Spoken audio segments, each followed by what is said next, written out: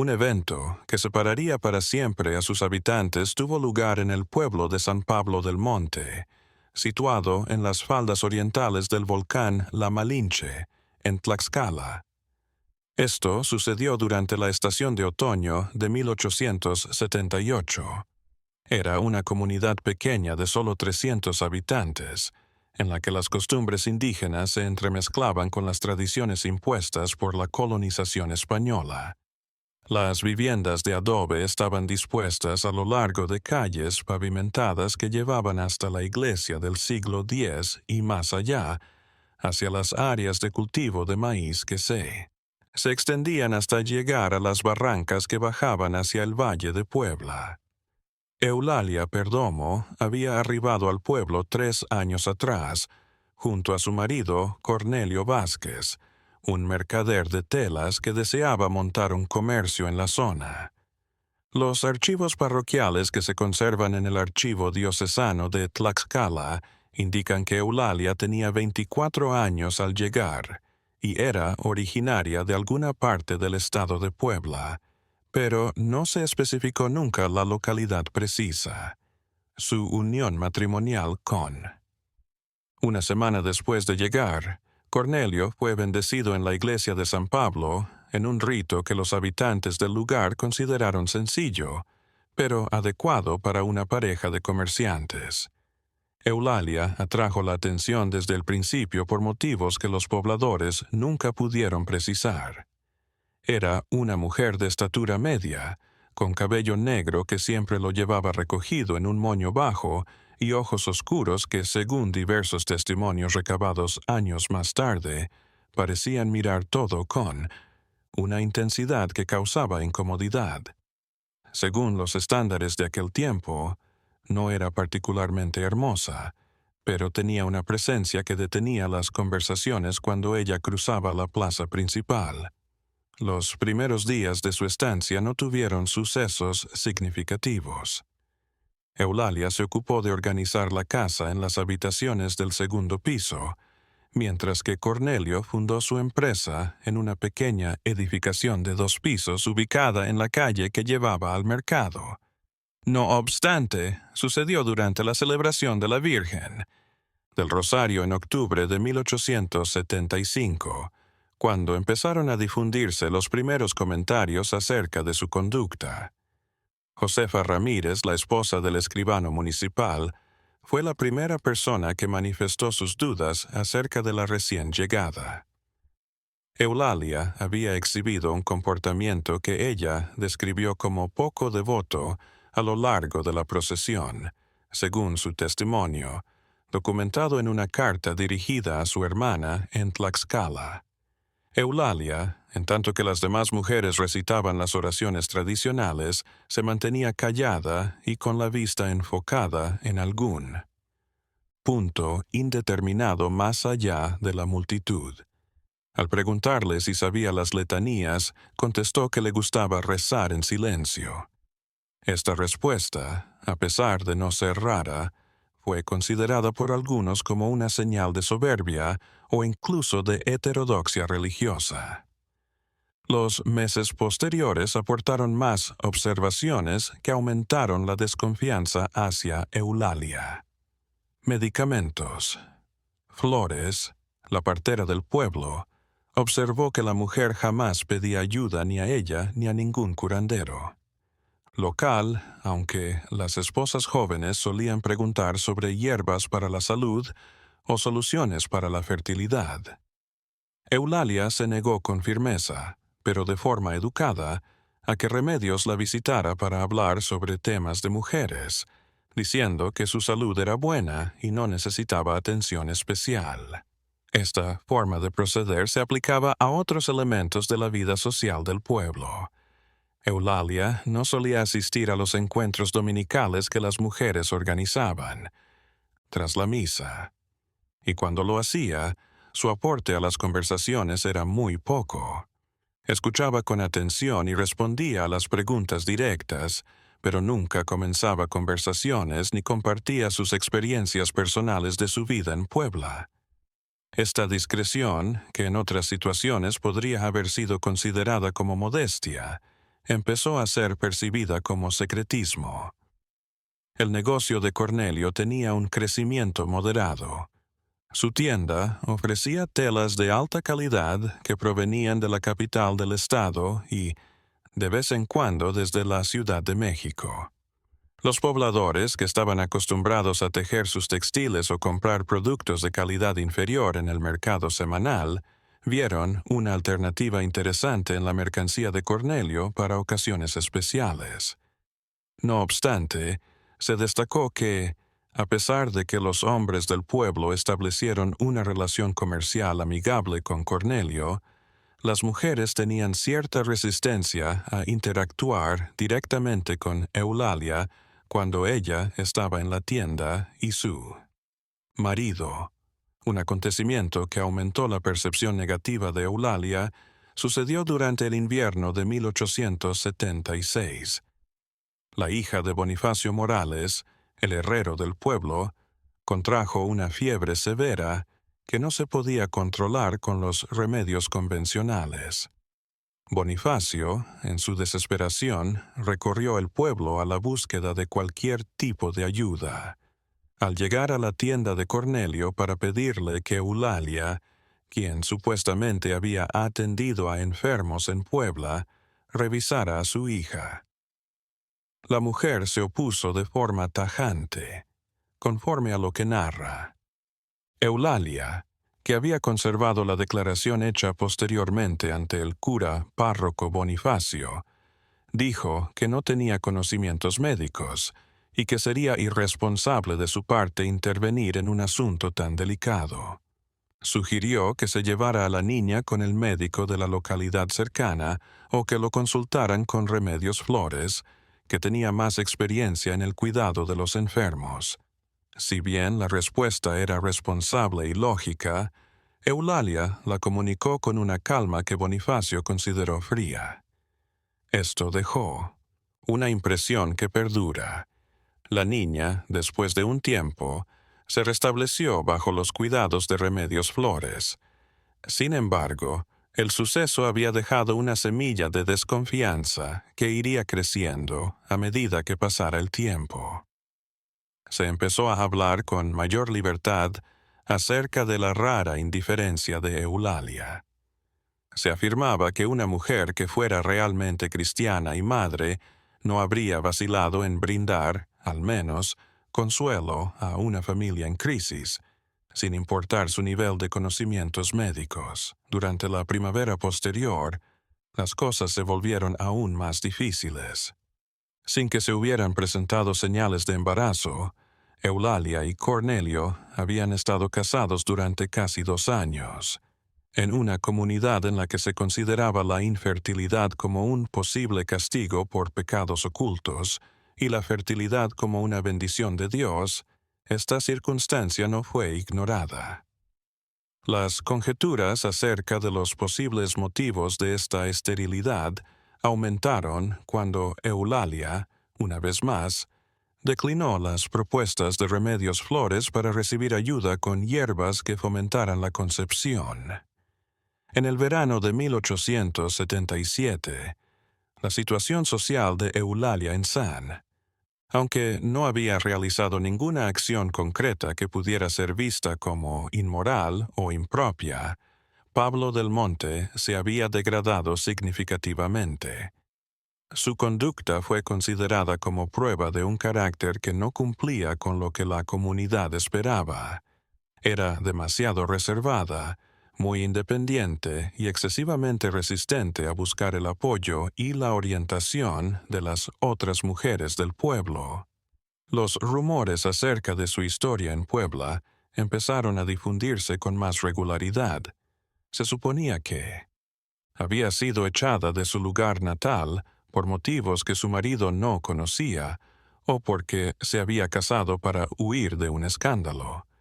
Algunos afirmaban que su infertilidad era consecuencia de prácticas impías, mientras otros insinuaban que había utilizado métodos antinaturales para eludir el embarazo, lo cual se juzgaba como tanto pecaminoso como antinatural.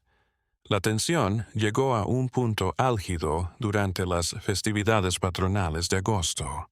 Eulalia fue a las festividades con su marido. Sin embargo, su conducta durante las ceremonias fue nuevamente objeto de investigación. Eulalia miraba desde la periferia, mientras que la comunidad se involucraba en los bailes tradicionales que integraban ritos católicos con elementos prehispánicos. Algunos interpretaron su negativa para unirse a las actividades como desdén hacia las costumbres locales y otros como miedo a tomar parte en rituales que pudieran descubrir su auténtica naturaleza. En esos días de festividad, un comentario casual realizado por Remedios Flores sembró una idea que se convertiría en una acusación devastadora. Durante una conversación con otras mujeres acerca de la infertilidad crónica de Eulalia, la comadrona comentó que había oído relatos de mujeres que realizaban tratos diabólicos para adquirir habilidades especiales y renunciaban a su capacidad de ser madres como parte del precio. La observación se realizó en un tono especulativo, casi como si fuera un rumor ocioso, pero encontró terreno fértil en las mentes que ya estaban predispuestas contra la forastera. Hacia finales del verano, la situación de Eulalia se había vuelto insostenible. Las mujeres del pueblo se apartaban de ella a plena vista, mientras que los hombres restringían sus tratos comerciales con Cornelio a lo absolutamente indispensable. La pareja vivía en un estado de aislamiento social tal que, con poca frecuencia, recibía visitas o invitaciones para participar en eventos sociales. Cornelio, un hombre que quienes lo conocieron describieron como benévolo, pero frágil, trató de proteger a su esposa en múltiples ocasiones, pero sus intentos fueron inútiles frente al aumento. Hostilidad de la colectividad. El acontecimiento que convertiría las sospechas vagas en acusaciones concretas se produjo en este clima de desconfianza y tensión. Miguel Herrera, el hijo de 8 años de la familia que residía en la vivienda adyacente a la tienda de Eulalia y Cornelio, desapareció el 22 de septiembre del año 1878, un día antes del equinoccio de otoño. En el pueblo, Miguel era conocido como un niño vivaz y curioso, pero que obedecía a sus padres. Su mamá, Carmen Delgado, había ido al mercado temprano esa mañana y había dejado al niño bajo la tutela de su hermana mayor, Rosa, que tiene 14 años. Miguel había estado jugando en el patio trasero de su casa cuando Rosa entró brevemente para hacer la comida, según el testimonio de ella. Al salir, se dio cuenta de que el niño había desaparecido alrededor de 10 minutos después. La búsqueda se inició de inmediato. Los habitantes del vecindario se coordinaron para explorar las calles de la localidad, los campos a su alrededor y los barrancos que rodeaban el lugar. Se preguntó a todos los residentes acerca de posibles observaciones del niño, pero nadie recordaba haberlo visto después de media mañana. La búsqueda se prolongó por la tarde y siguió durante la noche con luz de antorchas. Durante estas horas iniciales de búsqueda fue cuando apareció el primer testimonio que involucraría directamente a Eulalia.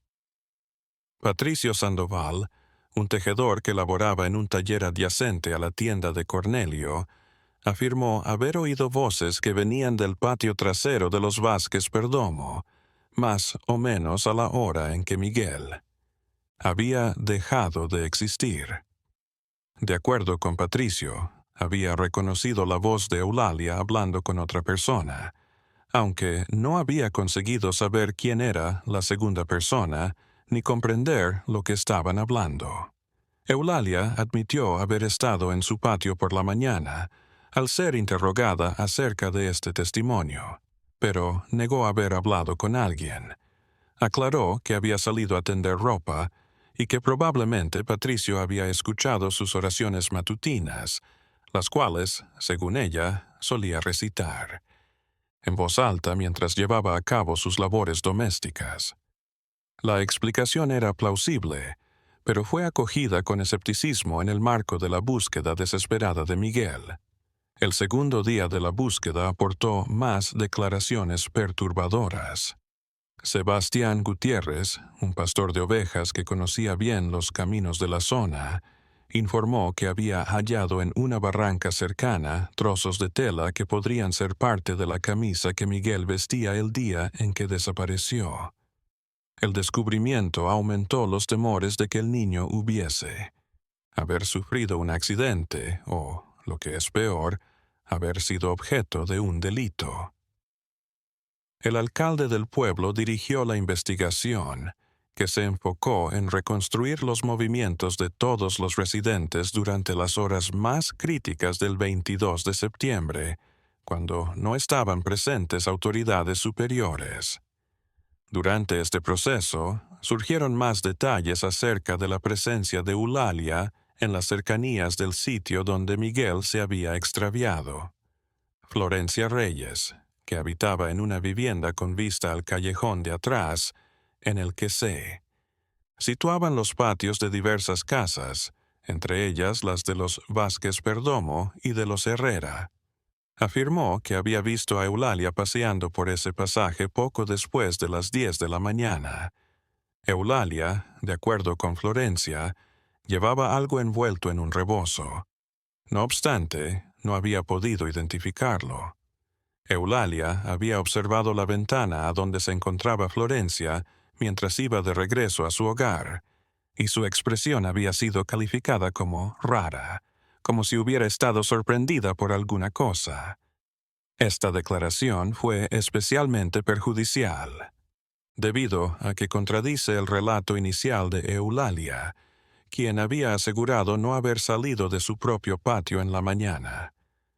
Tras ser confrontada con lo que dijo Florencia, Eulalia cambió su versión, aclarando que sí había caminado un rato por el callejón para tirar agua sucia, pero que no recordaba haber llevado nada envuelto en su rebozo. La comunidad consideró como prueba de engaño las contradicciones en el testimonio de Eulalia, aunque fueran menores, en una localidad en la que la palabra de un individuo era clave para su reputación. Se consideraban las contradicciones como indicios de culpabilidad. El que Eulalia ya fuera observada con recelo aumentó la relevancia de estas discrepancias. El caso tuvo un cambio de rumbo el tercer día de búsqueda. Un conjunto de hombres que escudriñaba las barrancas más hondo halló señales que indicaban la posibilidad de que Miguel hubiera caído en una de las hendiduras naturales propias del suelo volcánico de la zona. Cine. Sin embargo, la falta del cuerpo del niño mantuvo vivas las conjeturas de que su desaparición no había sido accidental y la esperanza de hallarlo vivo. Remedios Flores hizo una declaración durante la tarde de ese día que sin duda alteraría el curso de la investigación. La partera informó que varios meses antes había hallado en el terreno baldío, situado detrás de la vivienda de Eulalia, vestigios de lo que aparentaban ser ceremonias raras. En particular, había encontrado círculos de piedras, residuos de velas derretidas, hierbas que no eran propias del ecosistema local y otros elementos menores. Remedios pensó, en su momento, que estos descubrimientos eran el producto de prácticas de curandería inofensivas, quizás remedios que Eulalia elaboraba para cuidar su salud. No obstante, en el marco de la desaparición de Miguel, empezó a verlos como pruebas de acciones más oscuras. La matrona propuso que las hierbas halladas podrían haber sido empleadas para preparar ungüentos o pociones vinculadas a la brujería. La divulgación de remedios generó una inmediata conmoción en la población. Aunque no eran frecuentes en las zonas rurales de México, la Iglesia y las autoridades civiles las condenaban oficialmente. El hecho de que Eulalia pudiera haber estado practicando artes ocultas ofrecía un posible motivo para el rapto de Miguel y, más importante aún, una razón para su comportamiento raro. En las costumbres populares se pensaba en la región que algunos rituales de hechicería necesitaban el uso de elementos adquiridos de niños inocentes. Estos componentes podían ser cabello, sangre o, en situaciones más extremas, órganos internos. La suposición de que Miguel fue secuestrado para ser víctima de un rito diabólico se propagó rápidamente entre los pobladores del pueblo, impulsada por siglos de supersticiones transmitidas desde las culturas prehispánicas y el folclore español. Una serie de mujeres lideradas por Josefa Ramírez fue a la casa del cura párroco para demandar que se implementaran acciones urgentes contra Eulalia. El padre Francisco Moreno, un hombre de edad avanzada que había trabajado en la parroquia durante más de 20 años, enfrentó una situación complicada. Por una parte, no existía prueba concreta que relacionara a Eulalia con la desaparición de Miguel. Sin embargo, las imputaciones de hechicería eran un tema serio que no podía pasar por alto del todo. El sacerdote optó por enfrentarse directamente a Eulalia, acompañado al día siguiente. Con el propósito de interrogar a la mujer, se dirigió hacia la tienda de Cornelio, con 2 testigos dignos de respeto y el alcalde. Eulalia los recibió con una calma aparente, pero los que estaban allí percibieron que sus manos temblaban un poco mientras servía agua para sus invitados. Eulalia negó rotundamente saber dónde estaba Miguel durante el cuestionamiento. Aclaró que lo había visto jugando en su patio a veces, pero nunca habló con él por mucho tiempo, en lo que respecta a los hallazgos de remedios flores. Reconoció que había probado con hierbas medicinales, aunque enfatizó que sus propósitos eran totalmente inocentes. De acuerdo con su versión, había usado las piedras y las velas para hacer un pequeño altar personal en el que oraba por su fertilidad y por la salud de su marido. A pesar de ser plausibles, las explicaciones ofrecidas por Eulalia no convencieron a los que la interrogaban. El padre Francisco, específicamente, expresó su inquietud por el carácter heterodoxo de las prácticas, descritas por la mujer. De acuerdo con la doctrina oficial de la Iglesia Católica, los creyentes debían buscar la intercesión divina por medio de los canales establecidos por ella, no a través de rituales individuales que pudieran ser malinterpretados o, peor todavía, que pudieran dar lugar a influencias demoníacas. La presión sobre Eulalia aumentó notablemente a lo largo de los días siguientes. Carmen Delgado y Esteban Herrera, los padres de Miguel, se sumaron a quienes pedían una investigación más exhaustiva acerca de las acciones de la femenina. La falta de nuevas pistas sobre el paradero de su hijo y su ausencia constante lo habían llevado a convertir su dolor en ira. Y esa ira requería un objetivo. Cornelio trató de proteger a su esposa, pero su posición se volvió cada vez más insostenible. Como comerciante, para sostener su negocio, dependía de la buena voluntad de la comunidad. Las ventas de Eulalia empezaron a verse afectadas debido a la creciente hostilidad hacia ella, y varios clientes dejaron de visitar su tienda. La tensión económica se unió al estrés emocional de observar a su pareja transformada.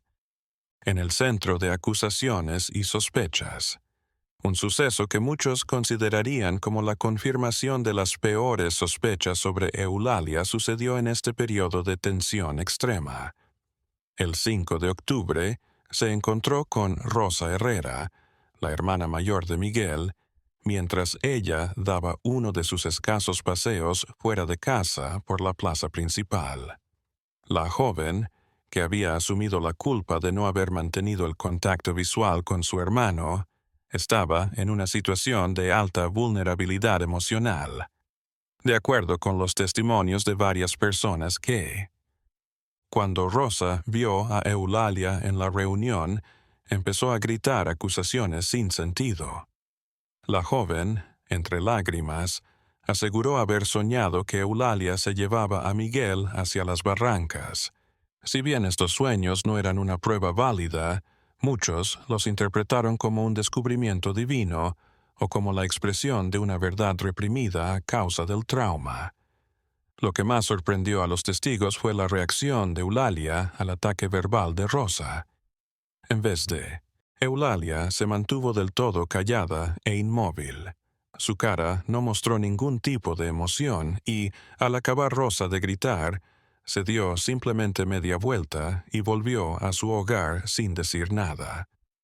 Se consideró que esta reacción era una prueba adicional de la anormalidad de Eulalia. Según el juicio popular, una mujer inocente habría intentado consolar a la joven afligida y habría expresado horror frente a las acusaciones, o al menos habría argumentado verbalmente su inocencia. El silencio helado de Eulalia fue percibido como la respuesta de una persona que no podía desmentir las acusaciones debido a que eran verdaderas. Para muchos de los residentes del pueblo, el suceso ocurrido en la plaza fue el momento en que las dudas se convirtieron en certeza.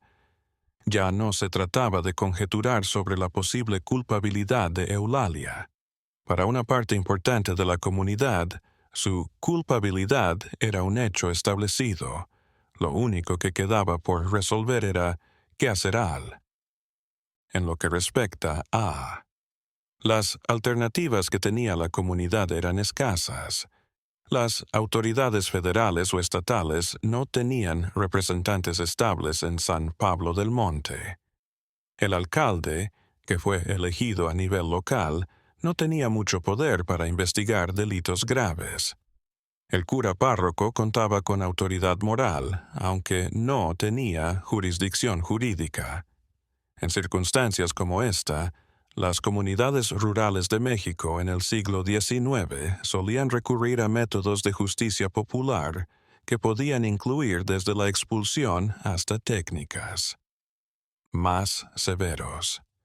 En ese contexto, se constituyó lo que más adelante los registros describirían como una reunión de vecinos preocupados. Este equipo, liderado por Josefa Ramírez y respaldado por los padres de Miguel, se juntaba en secreto para hablar sobre las acciones a tomar contra Eulalia. A pesar de que no se guardaron registros minuciosos de estas juntas, testimonios posteriores indican que se evaluaron diferentes alternativas, desde exigir la expulsión de la pareja del pueblo hasta realizar acciones más directas. La situación cambió de manera imprevista en la segunda semana de octubre. Un vendedor ambulante que transitaba por la aldea notificó haber observado a un niño que coincidía con el perfil de Miguel en una población vecina, ubicada a unos 20 kilómetros de San Pablo del Monte.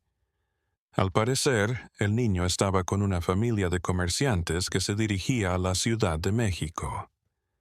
El anuncio causó una combinación de confusión y esperanza. Si Miguel había dejado el pueblo de manera voluntaria y estaba vivo. Las acusaciones contra Eulalia no tenían fundamento debido a situaciones inesperadas. No obstante, los datos ofrecidos por el comerciante eran imprecisos e inconsistentes. No había logrado conversar directamente con el niño, y su descripción física no era del todo congruente con la de Miguel. Con urgencia, una expedición formada por el padre de Miguel y algunos voluntarios se dirigió al pueblo en donde supuestamente había sido visto el niño. Su búsqueda fue infructuosa, aunque duró 3 días. Los residentes. Los habitantes del pueblo en cuestión no recordaban haber avistado a un niño que coincidiera con la descripción dada, y los comerciantes mencionados en el primer informe no pudieron ser encontrados. El fracaso de esta expedición supuso un duro golpe para las esperanzas de hallar a Miguel con vida. Además, aumentó las dudas acerca de Eulalia, pues algunas personas entendieron el informe del comerciante como un engaño intencionado, tal vez planeado por cómplices de la mujer con el objetivo de confundirla. Indagación.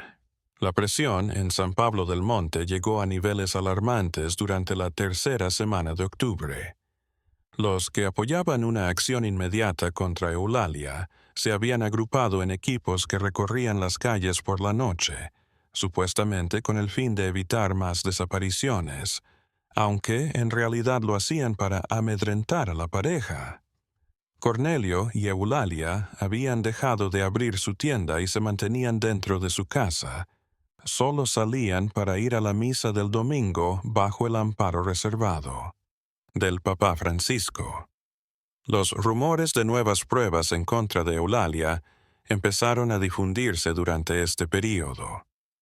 Se decía que se habían hallado objetos rituales más complejos, sepultados no lejos de su vivienda, que la habían visto dialogando en lenguas desconocidas a altas horas de la madrugada, y que una serie de animales domésticos habían exhibido conductas raras cuando ella estaba presente. A pesar de que no se pudo comprobar después ninguna de estas acusaciones, ayudaron a generar un ambiente de histeria de grupo. El 29 de octubre, exactamente una semana después de que Miguel fuera visto por primera vez sin éxito, se alcanzó el momento culminante de esta crisis. Un individuo había puesto, la noche pasada, una cruz elaborada con ramas secas unidas con fibras vegetales en la puerta de la casa de Eulalia y Cornelio.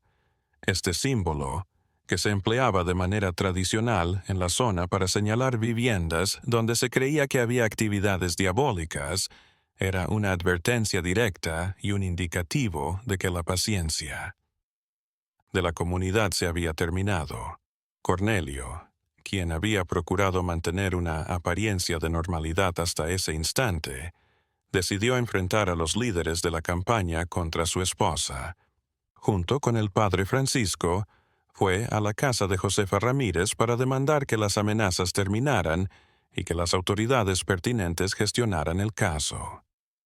La reunión fue reveladora y llena de tensión.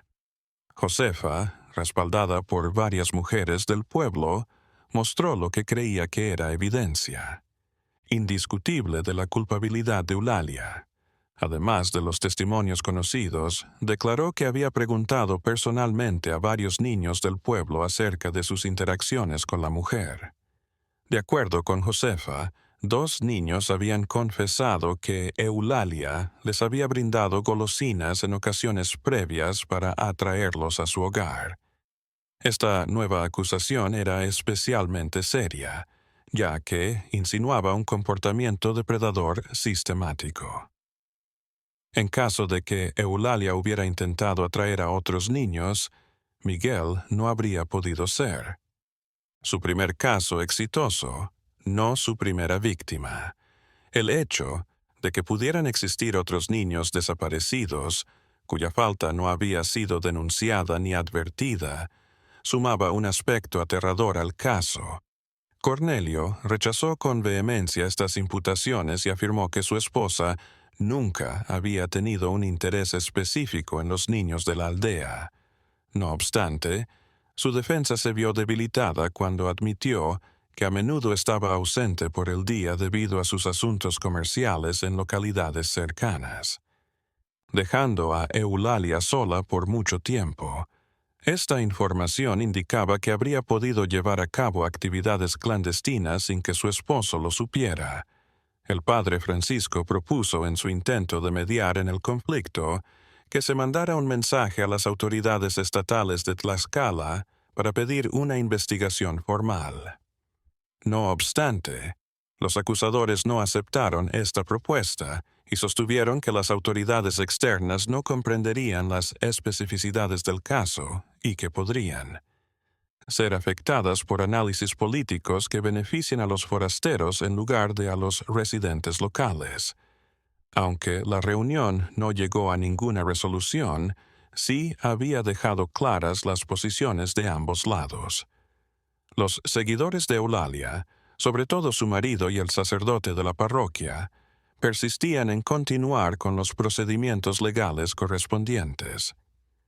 Sus denunciantes, apoyados por la mayor parte de los ciudadanos, pedían que se hiciera justicia de inmediato, basándose en las pruebas que creían suficientes.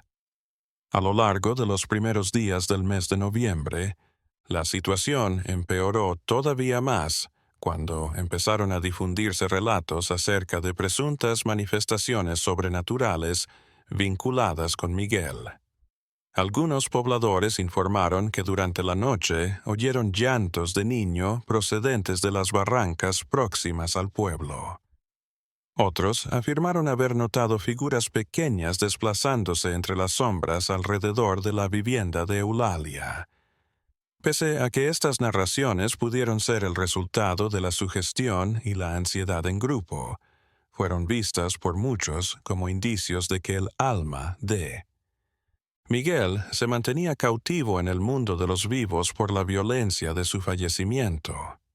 Esta idea, que está firmemente arraigada en las costumbres de México y fusiona nociones prehispánicas acerca de la muerte con elementos católicos, sumaba una necesidad espiritual a las exigencias de justicia. En el caso, el 5 de noviembre fue un hito sin retorno.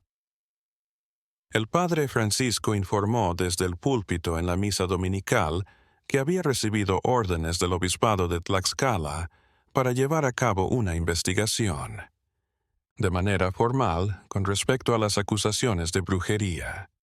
Esta investigación abarcaría el análisis de pruebas físicas, la recolección de declaraciones bajo juramento religioso y la valoración de la ortodoxia en las prácticas religiosas realizadas por Eulalia. La contestación de la congregación fue instantánea y dividida. Los partidarios de la investigación formal celebraron la resolución, considerando que era una ocasión para determinar la verdad de forma equitativa y organizada. No obstante, una parte importante de los presentes manifestó su insatisfacción. Teniendo en cuenta que la tramitación eclesiástica podría ser excesivamente lenta y que sería posible que Eulalia fuese exonerada por motivos de tecnicismos jurídicos o por presiones externas. Eulalia, que había ido a la misa con su marido, recibió la noticia sin evidenciar ningún tipo de emoción. Su inacción fue interpretada de formas contradictorias. Algunos la percibieron como prueba de una conciencia pura que no temía a la investigación, mientras que otros la consideraron como el desapego propio de alguien que había perdido su humanidad mediante acuerdos con el demonio. El 12 de noviembre, con la llegada de Fray Domingo Castillo, un inquisidor menor que había sido enviado desde Puebla para investigar las denuncias, se inició la investigación eclesiástica. El fraile interrogó a todos los testigos a lo largo de 5 días, investigó las supuestas pruebas rituales y analizó la conducta de Eulalia en el transcurso de las ceremonias religiosas. Sus hallazgos, que fueron documentados en un informe fechado el 18 de noviembre del año 1878, resultaron ambiguos pero devastadores. Fray Domingo manifestó fuertes dudas sobre la ortodoxia de las prácticas religiosas de Eulalia, a pesar de no hallar pruebas definitivas de prácticas heréticas. El informe, a través de su lenguaje cauteloso, insinuaba culpabilidad sin sostenerla explícitamente, lo que permitía interpretaciones que complacieran tanto a la población del pueblo como a las autoridades eclesiásticas. Unos 20 individuos se reunieron ante la casa de Cornelio después de que el inquisidor se marchó hacia Puebla durante la noche del 19 de noviembre. Eulalia, No llegaron gritando ni con antorchas, como cabría esperar de una multitud enfurecida. En su lugar, permanecieron callados, formando un círculo alrededor de la vivienda. Cornelio entendió de inmediato el sentido de esta vigilia silenciosa, mientras miraba desde una ventana en el segundo piso. No era una amenaza directa, sino algo más oscuro, una proclamación conjunta de que la comunidad había tomado su decisión. El silencio era más espeluznante que cualquier grito de venganza. A lo largo de 3 noches, la vigilia se repitió de forma consecutiva, hasta que casi todos los adultos del pueblo formaban parte del ritual de exclusión. Cada noche se incorporaban más individuos al grupo.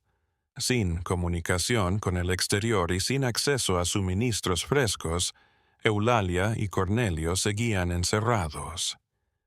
Cornelio tomó la decisión que había estado eludiendo durante semanas el 23 de noviembre.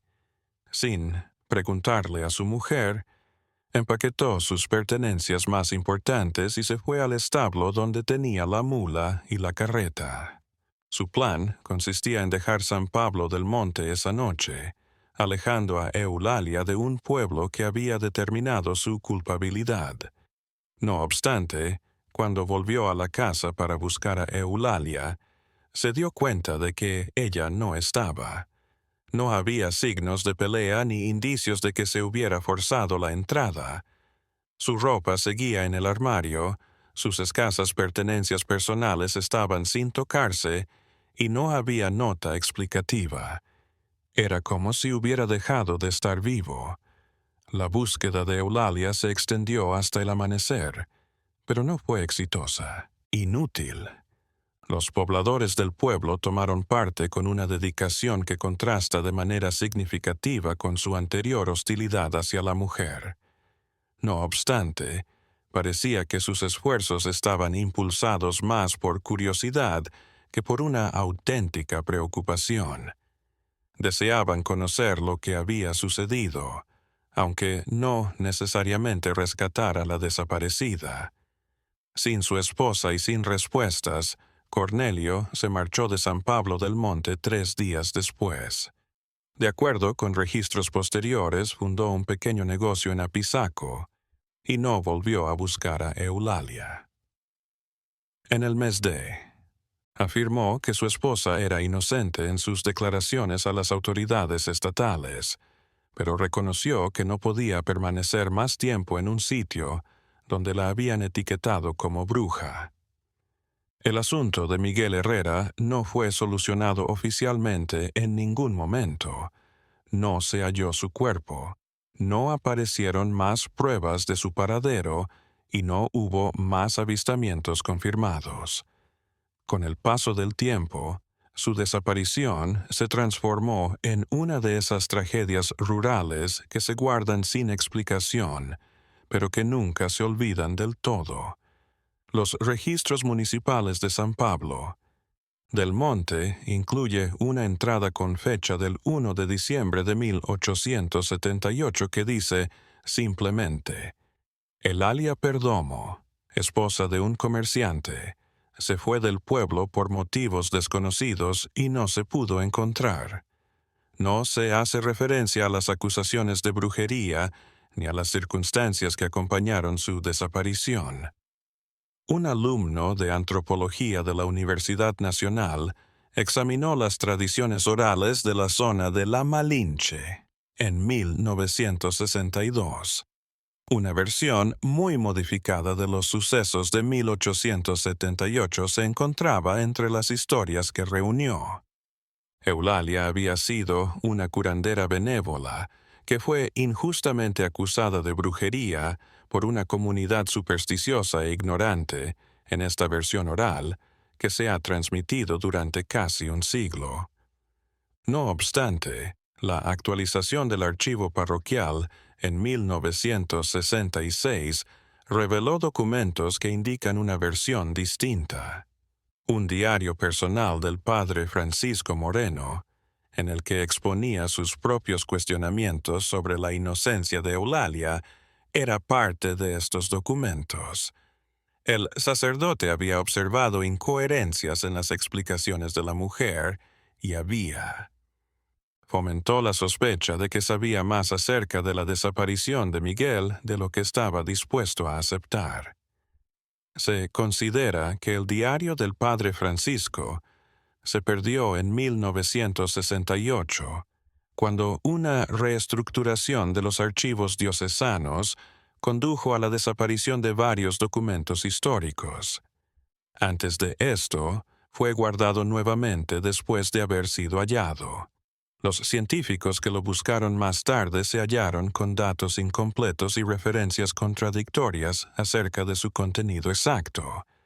Lo que no se puede discutir es que dos individuos, en el otoño de 1878, desaparecieron en San Pablo del Monte.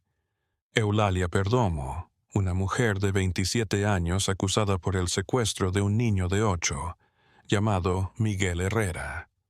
En un pueblo que nunca volvió a tener la calma que había tenido antes de su llegada, sus destinos se cruzaron trágicamente.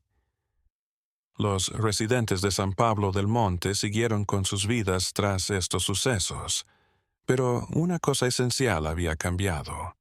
La confianza recíproca que había definido a la comunidad se había quebrado, de manera irreparable. Las familias se tornaron más cuidadosas con sus hijos.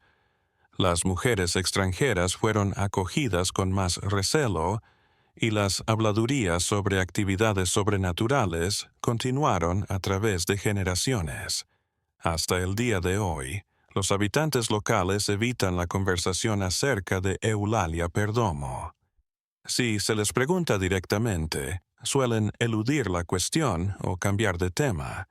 Es como si la huella que su presencia dejó en el pueblo no se hubiera podido borrar del todo con el paso del tiempo. Se ha transformado en una advertencia murmurada a los niños acerca de los riesgos que conlleva irse de casa después de la puesta del sol. Las barrancas en las que se creía que Miguel había hallado su destino siguen estando en gran parte sin explorar, a lo largo de las décadas que siguieron a los sucesos. Sobre todo, durante la noche, los residentes del pueblo se mantuvieron alejados de esas zonas. Algunos aseguraban oír ecos raros que venían de las profundidades de vez en cuando, pero jamás se llevaron a cabo expediciones formales para indagar en estos informes. Se erigió una capilla pequeña dedicada a la Virgen de Guadalupe en el sitio donde estuvo la tienda de Eulalia y Cornelio. No fue casualidad que se decidiera construir un sitio religioso en ese lugar. Era un intento intencionado de purificar un lugar que había sido contaminado por dudas sobre actividades diabólicas. El caso de Eulalia Perdomo se volvió parte del folclore regional, pasando de una generación a la siguiente con alteraciones que representaban las inquietudes y los prejuicios de cada época. En ciertas versiones era una víctima ajena a la histeria colectiva. En otras, era realmente culpable de prácticas encubiertas. Como a menudo sucede en estos casos históricos, la realidad permanece oculta bajo estratos de tiempo, testimonio contradictorio y prejuicio.